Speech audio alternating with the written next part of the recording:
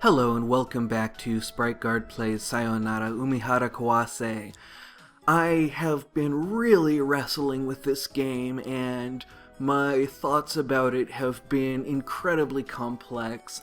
I am not as in love with it as I thought I would be, and I'm not as in love with it as I was when I picked it up, but it is still a game that is very dear to my heart, and I still really want to share it with you. And so what I've done is I have reset my save, and we are going to go into a clean save file, and I just want to go through it level by level and explore each one and really give some structure, because I think I didn't have enough structure to how I was learning the game and how I was exploring it.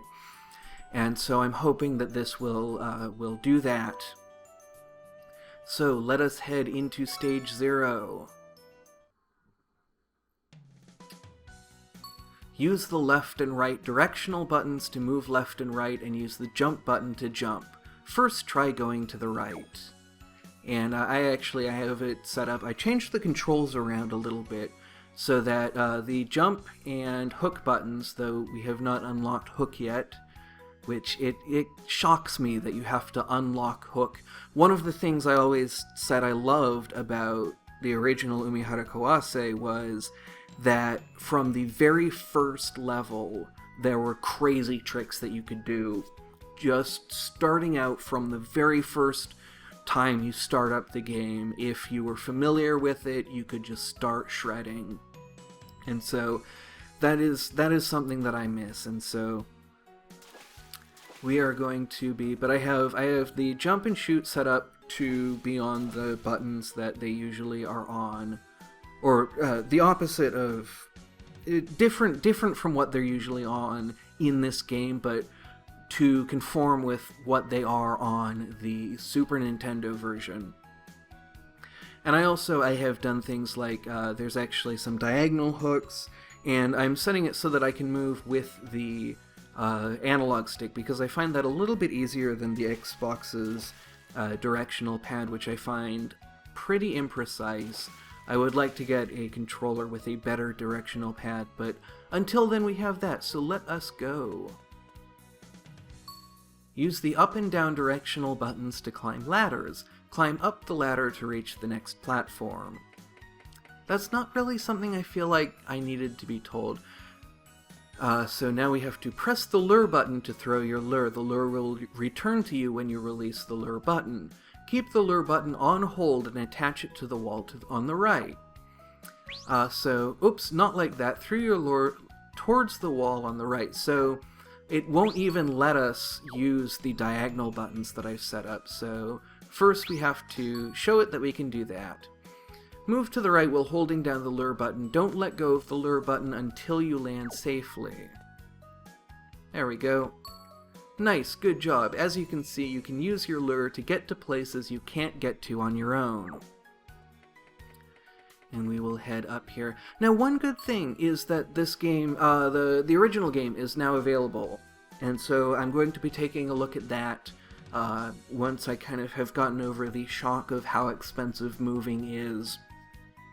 So that is coming up. I'm not doing it quite as soon as I would have liked to, but there's so much that I'm doing not quite as soon as I would have liked to that it's, kind of becoming a little bit repetitive, and, it's just, it is what it is. And that's such a tautological thing to say, but it is exactly what it is. A ledge might look too high to reach just by jumping, but if you can reach it with your hand, you can climb up. Try jumping against the wall on the left and climb it. There we go. And now we will continue up here. Throw your lure at enemies to catch them. Once you've caught an enemy with your lure, touch it to grab it. Remember, don't let go of the lure button. Nice, good job. Grab the enemy to catch it, and be sure not to let go of the lure button. Alright, we can do that. You can also throw your lure while jumping. Throw your lure at the wall on the left. You don't have to use the directional buttons, just jump and throw your lure. Oops, not like that. Okay, still can't use the angles. There we go. Nice, good job. Move to the left while holding down the lure button. Don't let go of the lure button until you land safely. No, I'm going to fling myself because this game is about flinging yourself. If you're not flinging, then you're not engaging. I mean, okay, I know that momentum and flying through the air are things that I care about more than most people. So, don't let me tell you this, when you're playing, you are in charge. That was one of the things that I really set out, really wanted to have as a core theme when I started this channel, and it's something that was, a desire that was really reinvigorated by watching Bob Ross on Twitch. And so, don't let me tell you, how to play this game. I love the flinging through the air. It is the core, the heart and soul of this game.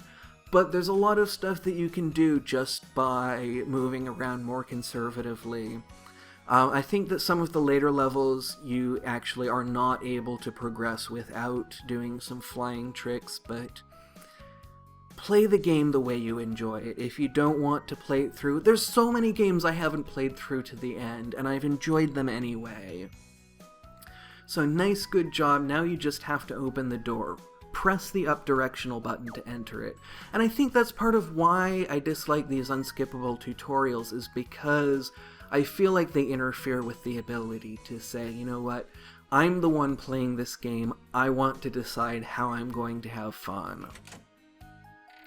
So there we go. It took us 2 minutes, 13.51 seconds, and that has gotten us through the level. Now, I want to check. We can now play main music in the sound gallery. What I want to check is if there are any backpacks on that level, because the basic idea that I want to go through is to figure out everything that we can find in each level, work our way through each one.